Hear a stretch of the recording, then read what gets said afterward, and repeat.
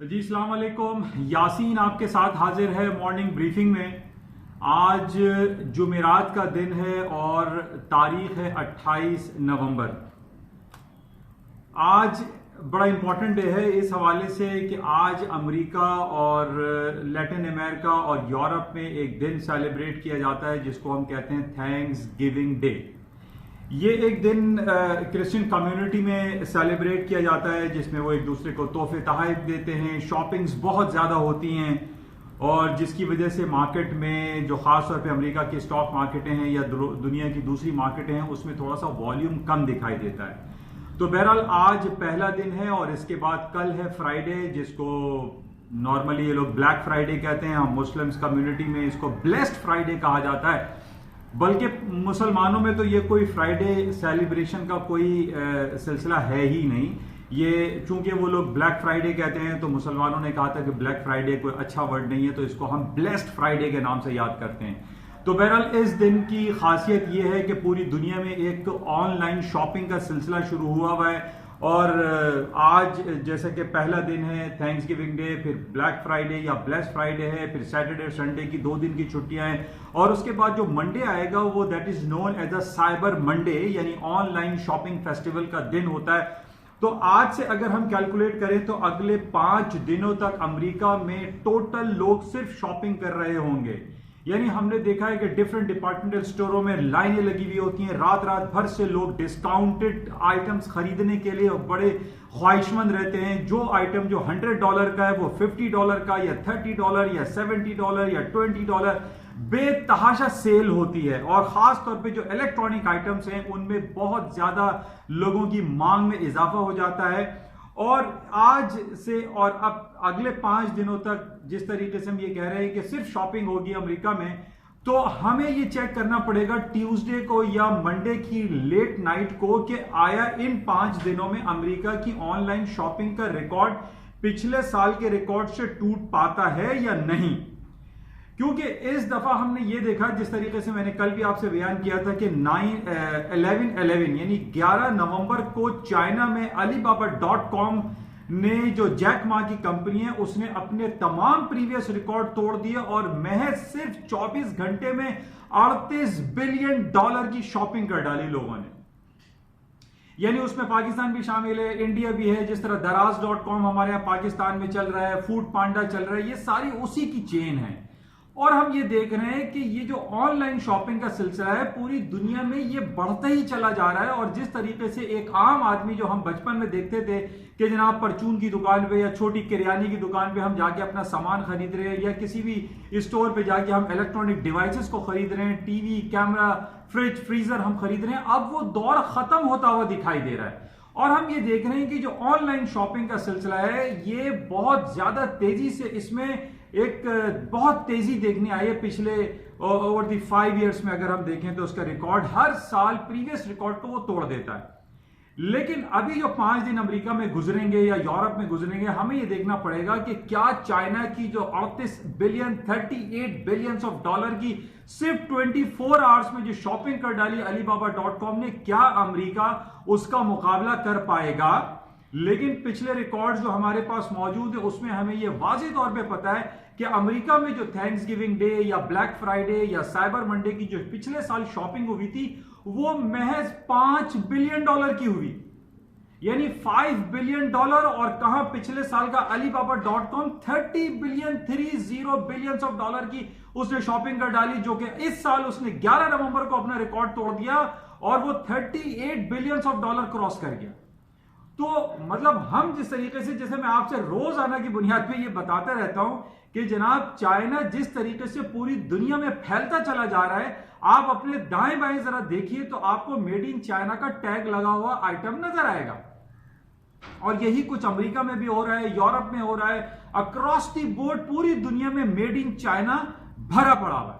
और यही वजह है हम देख रहे हैं कि अमेरिका इसका मुकाबला नहीं कर पा रहा है। अमेरिका ठीक है, उसकी द बोर्ड जिसको हम कहते हैं न्यूयॉर्क स्टॉक एक्सचेंज, जिसकी $30 ट्रिलियन की मार्केट कैपिटलाइजेशन है, अब उस मार्केट कैपिटलाइजेशन को भी अगर हम चेक करते हैं तो उसमें हमें ये दिखाई देता है कि अमेरिका के न्यूयॉर्क स्टॉक एक्सचेंज में जो बड़ी बड़ी कंपनीज लिस्टेड है वो सिर्फ अमेरिका की नहीं है, बल्कि वो चाइना की हैं, वो पाकिस्तान की भी कुछ कंपनी है, इंडिया की है, यूरोप की है, अरब वर्ल्ड की कंपनीज हैं, जिसकी वजह से वहां पर इतना $30 ट्रिलियन का मार्केट कैप मौजूद है न्यूयॉर्क स्टॉक एक्सचेंज में। तो बहरहाल इस वक्त हम ये देख रहे हैं कि अमेरिका वर्सेस चाइना, ये सिलसिला बड़े दिनों से चल रहा है और कई 1.5-2 सालों से हम ये देख रहे हैं कि अमेरिका और चाइना के दरमियान जो तिजारती तलखियां हैं उसमें रोज बरोज इजाफा होता चला जा रहा है। अच्छा, इस हवाले से आज बहुत इंपॉर्टेंट लेट नाइट कल खबर आई, जो कि मैं कई दिनों से आपसे ये जिक्र कर रहा था कि एक तरफ तो अमेरिका और चाइना के डिफरेंट डेलीगेशंस की मीटिंग हो रही है और वो ये कह रहे हैं कि जितने भी बिलियंस ऑफ डॉलर के टैक्सेस लगाए थे अमेरिका और चाइना ने एक दूसरे के ऊपर, उसको रोल बैक किया जा रहा है और उसको उसमें कुछ कंसेशन की बात की जा रही है। कहीं 20%, 15% या 10% के टैक्सेस लगाए थे दोनों ने एक दूसरे के ऊपर, तो उसको रोल बैक किया जा रहा है और उसके फेजेस डिफाइन हो गए कि फेज 1, फेज 2, फेज 3 के तहत वो तमाम टैक्सेस वापस कर लिए जाएंगे। लेकिन अभी इस पर दस्तखत होना बाकी है और इनकी डेलीगेशंस की मीटिंग का सिलसिला अभी बरकरार है और चल रहा है। लेकिन अब जो कि मैं 3-4 दिन से आपसे ये बयान कर रहा था कि अमेरिका के लेजिस्लेटिव इदारों ने यानी कांग्रेस, सेनेट और हाउस ऑफ रिप्रेजेंटेटिव ने एक बिल पास कर दिया है जो कि बहुत ही कंट्रोवर्शियल बिल है और उसमें सबसे ज्यादा जो एतराज कर रहा है वो है चाइना, और वो बिल है हांगकांग के हवाले से। पिछले 3-4 महीने 6 महीने से हम देख रहे हैं कि चाइना हांगकांग में लोग सड़कों पर हैं, प्रोटेस्ट कर रहे हैं, प्रो डेमोक्रेटिक प्रोसेस जो है वहां पर लोग डिमांड कर रहे हैं और वो ये लोग चाह रहे हैं कि जनाब जो सोशलिज्म है या कम्युनिज्म के तहत वहां पे चीफ एग्जीक्यूटिव जो अपॉइंट हुई हुई है मिस कैरी लैम, उनको हटाया जाए और एक डेमोक्रेटिक प्रोसेस के थ्रू हांगकांग में कोई हेड ऑफ स्टेट बनाया जाए। लेकिन कैरी लैम, जो कि पिछले दिनों हमने ये देखा कि वहां पे बल्दियाती इंतखाबात हुए डिस्ट्रिक्ट काउंसिल के, 18 डिस्ट्रिक्ट हैं हांगकांग में, और उसमें क्लीन स्वीप कर गई, डेमोक्रेटिक पार्टी क्लीन स्वीप कर गई और उन्होंने 452 में से 90% सीटें कवर कर ली। अब ये कहा जा रहा है कि जनाब जो कैरी लैम है हांगकांग की चीफ एग्जीक्यूटिव, वो उन्होंने क्लियरली ये बात कह दी है कि ठीक है, डेमोक्रेटिक प्रोसेस के थ्रू डेमोक्रेटिक पार्टी जो है वहां पर बल्दियाती इलेक्शन जीत गई है, लेकिन इस बात को बिल्कुल निगेट कर दिया गया है कि डेमोक्रेटिक प्रोसेस के थ्रू वहां का चीफ एग्जीक्यूटिव अपॉइंट होगा, इसको बिल्कुल क्रॉस लगा दिया है। अब इस बेसिस पे वहां पर मजीद दोबारा से हंगामा आराई शुरू हो गई है। हम ये देख रहे हैं कि प्रोटेस्ट का सिलसिला दोबारा हांगकांग में शुरू हो गया है और कल जिस तरीके से एक दस्तखत होने थे और उसके ऊपर ट्रंप साहब ने दस्तखत कर दिए हैं और उसमें यह कह दिया है, वाज़ेह तौर पर अलल ऐलान कर दिया है अमेरिका ने कि वो हांगकांग के डेमोक्रेटिक प्रोसेस में काम करने वालों की मदद करेगा। अब देखिए ये बड़ी गलत बात हो रही है। अब चाइना कहां, तो अमेरिका और चाइना के दरमियान जो है हम ये देख रहे हैं कि बिलियंस ऑफ डॉलर की और ट्रेड हम आहंगी की बातें हो रही हैं और दूसरी तरफ ट्रंप साहब ने वहां दस्तखत कर दिए कि जनाब हम चाहे वो फौजी ऑपरेशन ही क्यों ना हो, हम फौजी मदद क्यों ना हो, और हम हांगकांग की फौजी इमदाद करेंगे। अब यहां पर एक सवाल इतना बड़ा पैदा हो गया है कि हांगकांग चाइना के तसल्लुत में है, हांगकांग के ऊपर जितनी भी उसकी पॉलिसीज हैं वो बीजिंग से पास होती हैं और बीजिंग के पास होने के बाद, उनके लेजिस्लेटिव इदारों के पास होने के बाद वो हांगकांग में अप्लाई की जाती हैं। लेकिन ये भी हमें हकीकत पता है कि हांगकांग एक ऑटोनोमस बॉडी है, लेकिन उसकी जो भी इंपॉर्टेंट सिक्योरिटी कंसर्न्स हैं या फॉरेन एक्सचेंज है और उसकी जो सिक्योरिटी लेवल्स होते हैं उसको बीजिंग या चाइना कवर करता है। अब इस तरीके से अमेरिका का ये दस्तखत कर देना है कि वो हांगकांग की मदद करेगा, ये अमेरिका और चाइना के दरमियान एक नया नेगेटिव इंपैक्ट, नया नेगेटिव इंप्रेशन क्रिएट हो जाएगा।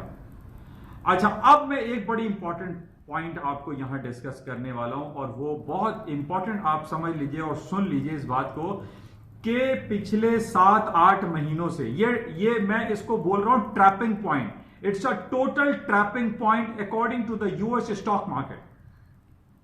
हमने पिछले 6 महीने पहले ये देखा कि ट्रंप साहब ओसाका जापान में बैठे हुए थे, G20 की मीटिंग चल रही थी और उन्होंने ये ऐलान कर दिया है कि अमेरिका में 300 बिलियंस ऑफ डॉलर की जो इंपोर्ट्स होती हैं चाइना से, उसके ऊपर 15% या 10% या 15% वेरिएशन में वो टैक्सेस लागू कर रहा है। जनाब बड़ी नेगेटिव खबर हुई। ये खबर आई थी पिछले 6 महीने पहले संडे वाले दिन। अच्छा, इस खबर पे ये हुआ कि जनाब ये बहुत ज्यादा नेगेटिव खबर है कि जनाब इससे तो अमेरिका और चाइना के हालात और खराब हो जाएंगे। कहां तो वो मीटिंग हो रही है डेलीगेशंस की और ट्रंप साहब ने ओसाका में बैठ के ये बयान दे दिया कि जनाब 10 to 20% जो है उस पर टैक्सेस लागू कर दिए जाएंगे, जो कि बहुत नेगेटिव खबर थी। लोगों के जहनों में यह हुआ कि जनाब अमेरिका की स्टॉक मार्केट तो तबाह हो जाएंगी, गिर जाएंगी, क्रैश कर जाएंगी, फॉल डाउन हो जाएंगी। मार्केटें वेरी नेक्स्ट डे जब मंडे को खुली तो स्लाइटली डाउन हुई, नो डाउट, लेकिन उसके बाद क्या हुआ? अमेरिका की स्टॉक मार्केटों ने तारीख की बुलंद तरीन सतहों को छूना शुरू कर दिया। अब देखिए यहां पे यही मैं आपको ट्रैपिंग पॉइंट बता रहा हूं कि 6 महीने पहले जिस तरीके से ट्रंप साहब ने ये काम किया था कि जनाब वो बिलियंस ऑफ डॉलर के टैक्सेस लगा रहे हैं, लोगों में थोड़ा सा फियर फैक्टर आया, मार्केट थोड़ी सी स्लाइटली डाउन हुई और उसके बाद से आज हम 6 महीने, 7 महीने, 1 साल से देख रहे हैं कि अमेरिका की स्टॉक मार्केटें नहीं गिर रही हैं। और अब ये इतनी बड़ी बैड न्यूज आई है कि ट्रंप साहब ने दस्तखत कर दिए और लोग ये समझेंगे कि अमेरिका की स्टॉक मार्केटों में क्रैश आ जाएगा, फॉल हो जाएगा, मार्केटें गिरना शुरू हो जाएंगी। मैं आप तमाम लोगों को यह बात आगाह कर रहा हूं कि कुछ भी नहीं होगा। अमेरिका की स्टॉक मार्केटें इस खबर पे स्लाइटली थोड़ी सी इस वक्त डाउन है, जैसे कि आज थैंक्सगिविंग डे हॉलीडे, मार्केट में वॉल्यूम कम रहेगा, मार्केटें स्लाइटली डाउन है, नो डाउट। लेकिन मैं आपको जैसे इसके कॉन्ट्ररी ये बता रहा हूं कि अगले 5 दिन अमेरिका में ऑनलाइन शॉपिंग भरपूर रहेगी और अमेरिका ये कोशिश करेगा कि वो इन 5 दिनों में Alibaba.com के रिकॉर्ड को ब्रेक करने की कोशिश करे, लेकिन नहीं हो पाएगा। लेकिन इस पॉइंट को आप बिल्कुल जहन में रखें कि जनाब ये ट्रंप साहब ने जो दस्तखत कर दिए हांगकांग के हवाले से, इसका नेगेटिव इंपैक्ट मार्केट पे नहीं आएगा। लोग ये समझ रहे होंगे कि जनाब अब मार्केटें गिरेंगी, नहीं गिरेंगी, क्योंकि देखिए मार्केट गिरने के लिए हमें जरूरी चाहिए कि वहां के इकोनॉमिक इंडिकेटर्स बैड हों। अमेरिका का इंडस्ट्रियल प्रोडक्शन, कैपेसिटी यूटिलाइजेशन, उनका जीडीपी, उनके ग्रोथ, उनका डिफरेंट रेट्स वो नेगेटिव होने चाहिए। उनकी कंपनीज की अर्निंग रिपोर्ट खराब आए, उनका रेवेन्यू जनरेशन बैड हो जाए, उनकी मार्केट कैपिटलाइजेशन डाउनग्रेड हो जाए, तब हम कहेंगे कि अमेरिका की स्टॉक मार्केटें गिरेंगी। नहीं गिर रही और यही हो रहा है। पिछले कई महीनों, कई सालों से हम ये देख रहे हैं कि लोग जो शॉर्ट सेलिंग कर रहे हैं और वो ये कह रहे हैं कि जब अमेरिका की स्टॉक मार्केटों में क्रैश आ जाएगा, वह क्रैश नहीं आ रहा है। अमेरिका के ट्रंप साहब डिफरेंट लेवल्स पे जाके लोगों को, इन्वेस्टर्स को ट्रैप कर रहे हैं और ये जो कल दस्तखत हुए हैं हांगकांग के हवाले से, इसमें ये ट्रैपिंग पॉइंट है। लोग समझेंगे स्टॉक मार्केटें क्रैश होंगी, मैं कहता हूं नहीं होंगी, क्योंकि अमेरिका की जो इकोनॉमिक इंडिकेटर्स हैं, जो वाइटल साइंस है, दैट ऑल आर पॉजिटिव, तमाम बेहतरीन है। तो हाउ कैन आई से कि अमेरिका की स्टॉक मार्केट है सिर्फ इस खबर पे कि जनाब उन्होंने हांगकांग के फेवर में दस्तखत कर दिए? नो। आज भी हम देख रहे हैं कि अमेरिका की स्टॉक मार्केट है तारीख की बुलंद तरीन सतहों को डेली बेसिस पे तोड़ती हैं और नए रिकॉर्ड बना देती हैं, और आज भी कुछ ऐसा ही होगा और अगले 5 दिन के बाद भी कुछ ऐसा ही सूरत-ए-हाल रोनुमा होगी कि अमेरिका के इन 5 दिनों में इतनी भरपूर ऑनलाइन शॉपिंग होगी कि वो प्रीवियस रिकॉर्ड जो कि $5 बिलियन का है वो लाजमी तो ब्रेक हो ही जाएगा। इसके अलावा जो कोशिशें हैं मिस्टर जेफरी बेजोस, जो कि Amazon.com के मालिक हैं और जिन्होंने पूरी दुनिया में ऑनलाइन शॉपिंग का तहलका मचाया हुआ है, जिस तरीके से चाइना में जैक मा Alibaba.com ने किया हुआ है, इसी तरीके से अमेरिका की जो online shopping main stream line है, दैट इज Amazon.com, जिसका मालिक जेफरी बेजोस है, वो भी अपने नए रिकॉर्ड्स ब्रेक करने की कोशिश करेगा। तो मुख्तसर मैं आपसे ये बता रहा हूं कि ये it's a total trapping point कि जनाब हांगकांग के बिल पे साइन हो गया और मार्केटें गिर जाएंगी, नो। बहरहाल ये पूरी थोड़ी सी दुनिया की स्टॉक मार्केट के हवाले से मैंने आपको थोड़ा सा जिक्र किया। इसके अलावा थोड़ी सी पाकिस्तान के बारे में बातें कर लेते हैं। पाकिस्तान की स्टॉक मार्केट अल्हम्दुलिल्लाह जो पिछले 3-4 दिनों से एक क्राइसिस चल रहा है, अदलिया chief of army staff general Qamar Bajwa साहब और इमरान खान की गवर्नमेंट के दरमियान टेंस हालात हैं। अब देखिए वो एक पुरानी कहावत है, एक नुक्ते से खुदा जुदा हो जाता है। अब इसी तरीके से कल क्या हुआ है, जिस तरीके से पाकिस्तान की नई हुकूमत है जिसमें इमरान खान कहते थे कि हम तजर्बाकार हैं और इमरान खान के पास तजर्बा नहीं है, तो कल वाकई में यह दिखाई दे रहा है कि इमरान खान की कैबिनेट के पास तजर्बे में थोड़ी सी कमी रह गई और उसको आज बड़ी अच्छी हेडिंग लगाई है, कॉमेडी ऑफ एरर्स। और जनाब चीफ ऑफ आर्मी स्टाफ को जो ना शटल कॉक बना दिया, चीफ जस्टिस साहब कहते हैं क्लिफ हैंगर वो हो गए। अब देखिए फर्क क्या आ रहा है। अब जनाब एक तरफ रीअपॉइंटमेंट का वर्ड आ रहा है, इमरान खान साहब उसको रीअपॉइंट करते हैं, या प्राइम मिनिस्टर समरी जो कहती है वो रीअपॉइंटमेंट का वर्ड इस्तेमाल हो रहा है।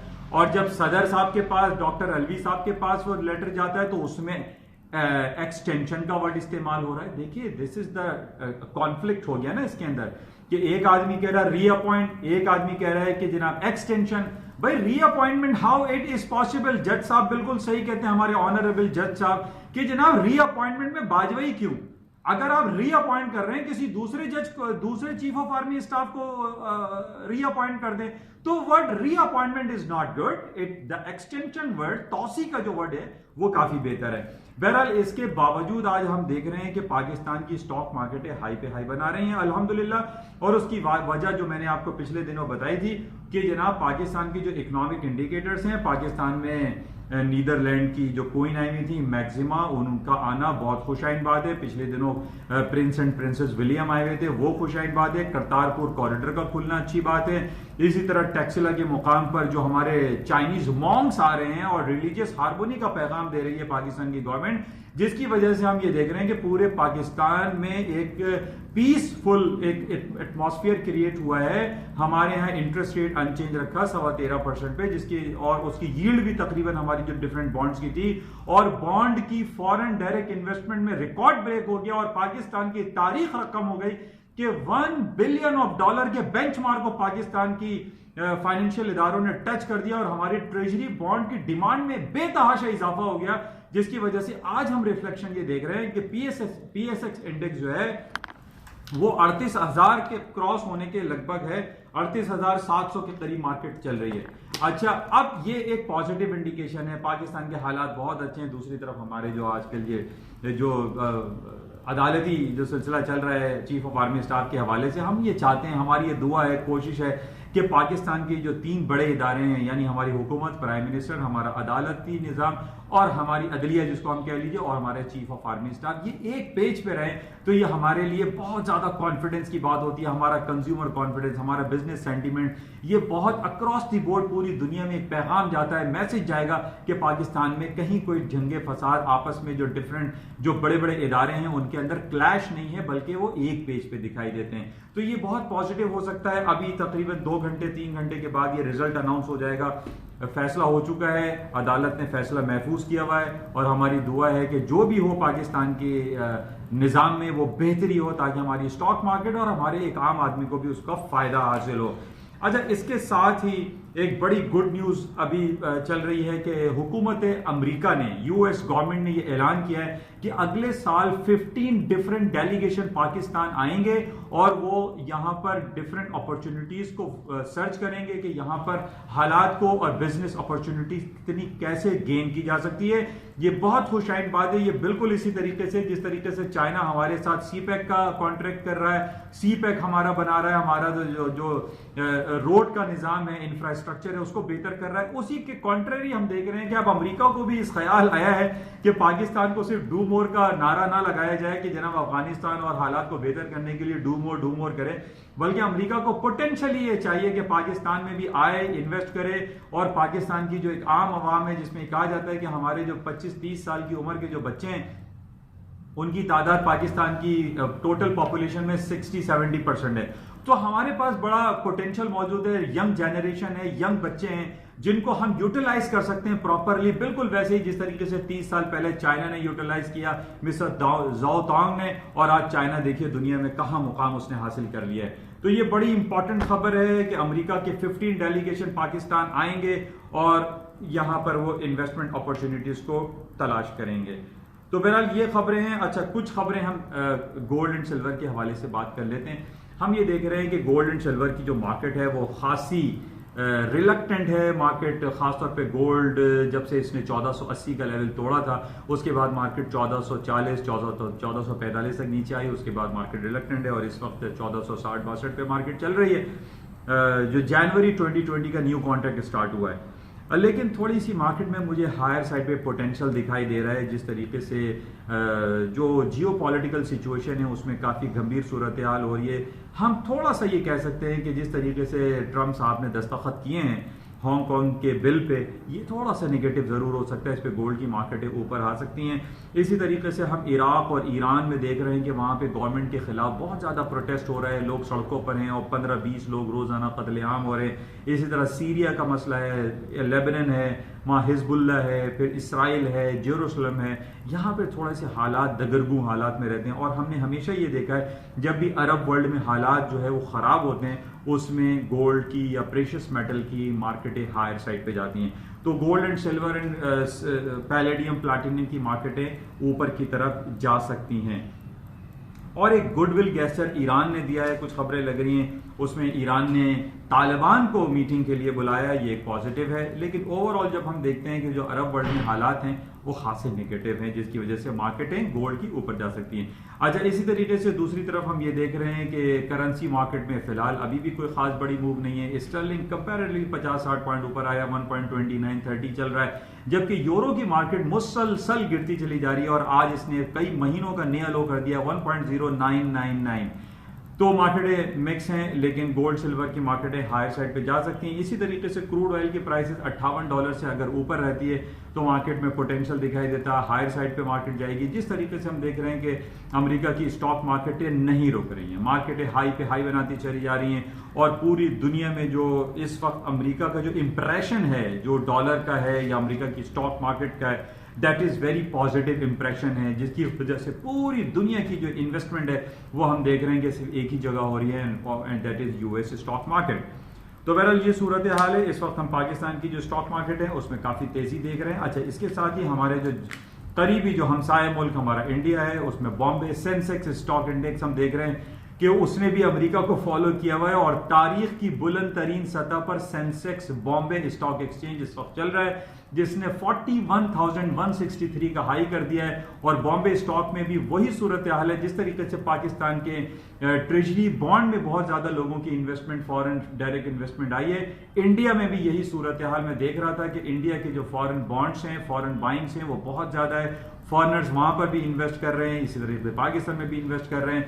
पाकिस्तान और इंडिया के हालात के लिए हम दुआ गो हैं कि ये दोनों ममालिक पड़ोसी मुल्क हैं, क्यों लड़ते हैं। जिस तरीके से हम पूरे यूरोप को देख रहे हैं कि 28 ममालिक शीरो शिकर होकर रह रहे हैं, एक यूरोपियन यूनियन क्रिएट हुआ हुआ है। इसी तरह हमारा सैफ भी पहले था, साउथ एशिया रीजनल कोऑपरेशन जो बना हुआ था, उसको रिवाइव होना चाहिए, उसको बेहतर होना चाहिए, ताकि देखिए जितने भी हमारे पाकिस्तान, इंडिया, बांग्लादेश जो ममालिक हैं जिसमें कमो बेश में समझो 1.5-2 अरब की आबादी है, इसमें क्यों हम लड़ते हैं। हमें आपस में शीरो शिकर होकर रहना चाहिए, एक कुछ ऐसा करना चाहिए कि हमारी आने वाली जनरेशन हमें याद रखे और हम कुछ ऐसा करके चलें कि यहाँ बहुत याद रहो वाला एक मिसरा है। तो हमें कोशिश करनी चाहिए, पाकिस्तान हो, इंडिया हो, तमाम हम आपस में एक रिलीजियस हारमोनी के साथ साथ एक बॉर्डर हारमोनी भी होनी चाहिए। और इसका इजहार पाकिस्तान गवर्नमेंट इमरान खान ने किया है करतारपुर कॉरिडोर खोल के, जो कि बहुत पॉजिटिव इंडिकेशन है। और इंशाल्लाह उम्मीद ये की जा रही है कि पाकिस्तान की भी स्टॉक मार्केटें वैसे ही दोबारा अपनी बुलंद तरीन सतहों को छुएंगी, जिस तरीके से बॉम्बे स्टॉक एक्सचेंज सेंसेक्स अपने हाई पे खड़ा हुआ है। इंशाल्लाह राब्ता रहेगा और मजीद आज सारा दिन देखेंगे, लेकिन आज मार्केटें 11 बजे रात को यूएस मार्केटें बंद हो जाएंगी, क्योंकि वहां पे है थैंक्स गिविंग डे हॉलीडे और कल वहां रहेगा ब्लैक फ्राइडे, जिसमें ऑनलाइन शॉपिंगें बहुत ज्यादा होंगी। बहरहाल इसको नजर में रखेंगे और देखेंगे कि प्रीवियस रिकॉर्ड टूट पाता है या नहीं। इंशाल्लाह जाते हुए मैं आपसे फिर दोबारा ये कहूंगा कि इस यूट्यूब चैनल को प्लीज सब्सक्राइब जरूर करें, एक छोटा सा बटन होता है उसको प्रेस करें, ताकि ज्यादा से ज्यादा आपको जितनी भी मेरी डेली बेसिस पे जो मॉर्निंग ब्रीफिंग की अपलोड्स होती हैं वो आपको मिलती रहें और आम जो हालात व वाक़यात हैं पूरी दुनिया के, उसमें थोड़ी सी आगाही आपको भी मिलती रहे। इंशाल्लाह राब्ते में रहेंगे। Thank you.